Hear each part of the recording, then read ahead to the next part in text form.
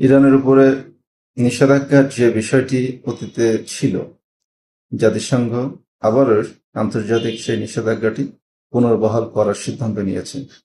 এতে সায় দিয়েছে জার্মানি, ফ্রান্স এবং যুক্তরাজ্য। সেই জন্য সেই সব দেশের অ্যাম্বাসেডরদেরকে ইরান জরুরিভাবে তলব করেছে তার দেশে, এবং তাদেরকে কিছু নির্দেশনা দেওয়া হয়েছে।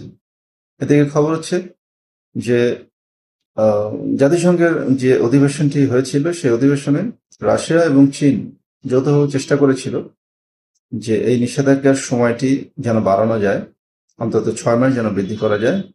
কিন্তু তাদের সেই চেষ্টা বৃথা হয়েছে, কারণ সাধারণ অধিবেশনের পরে যখন এই ভোটাভুটির একটি বিষয়ে গিয়ে দাঁড়ায়, 15টি দেশ ভোটে অংশগ্রহণ করেছিল, সেখানে ইরানের পক্ষে 4টি দেশ ভোট দিয়েছিল, বিপক্ষে পড়েছে 9টি ভোট এবং 2টি দেশ ভোট দান থেকে বিরত ছিল, যার ফলে ইরানকে আবারও নিষেধাজ্ঞার আওতায় পড়তে হচ্ছে।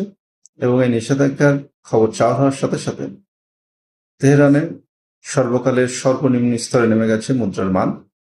এখন দেখার বিষয় কিভাবে ইরান এই নিষেধাজ্ঞা কে কাভার করে, এই নিষেধাজ্ঞার পরেও কিভাবে তার অর্থনীতিকে সচল রাখে, সেটি দেখার বিষয়।